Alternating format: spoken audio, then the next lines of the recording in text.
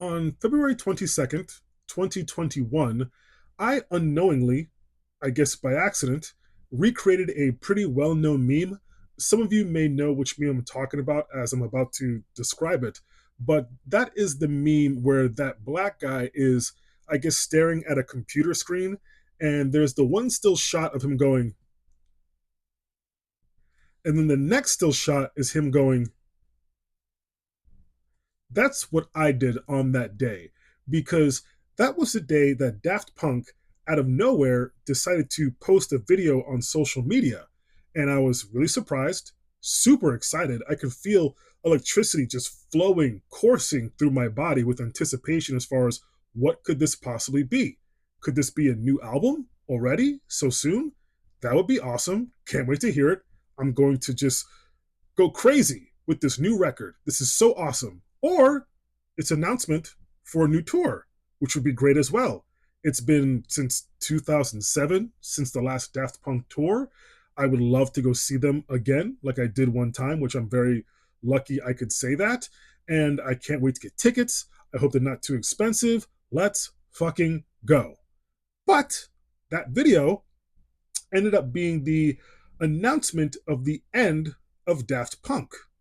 And to this day, I still feel like we will never get a real, true, 110% reasoning as to why they felt the need to give such a definitive pin on the ending of Daft Punk. Because Daft Punk, they could stay silent and not do anything for years, which is something that they've done in between projects. They just kind of disappear and live their lives, which is their prerogative and totally fine.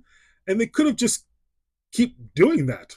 But for some reason, they wanted to make it clear Daft Punk is over, which was very, very heartbreaking for me, really bummed me out. And let's fast forward to this guy, Fred again.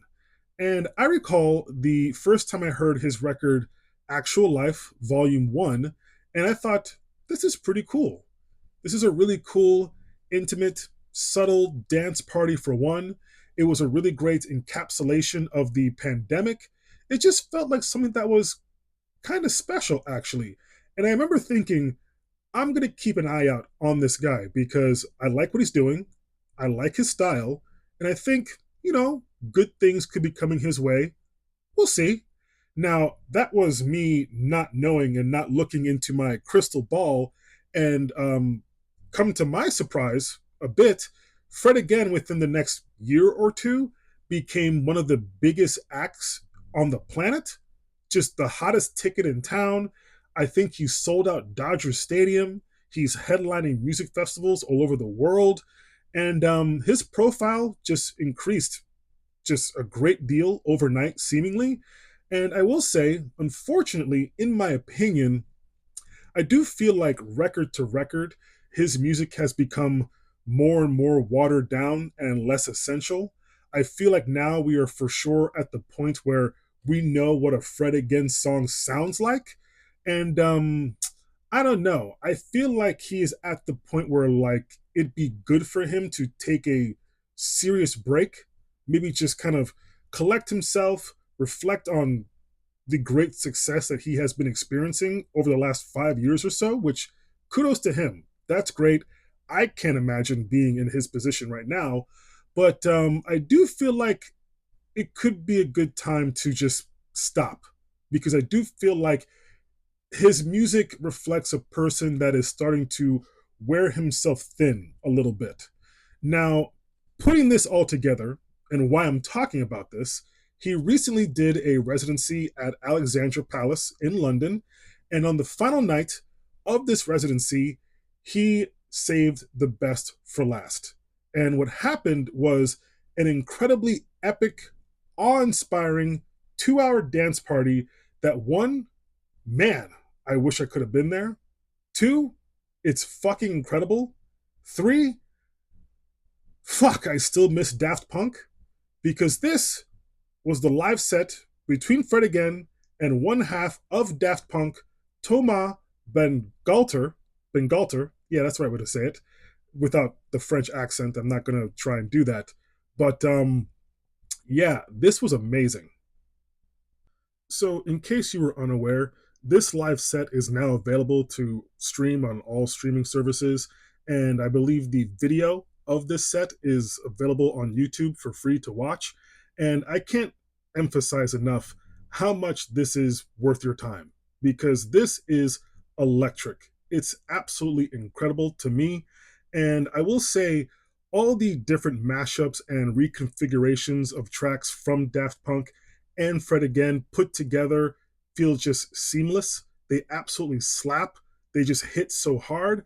And to feel the energy from the crowd, the elation from the crowd really adds to this set as well. Like you can just tell everyone is having a great time. Everyone kind of can't believe what they're witnessing. I can tell just from the audio. I don't even need the actual video. Just listening to it, you can feel the crowd saying to themselves, I can't believe I'm watching this right now. This is nuts.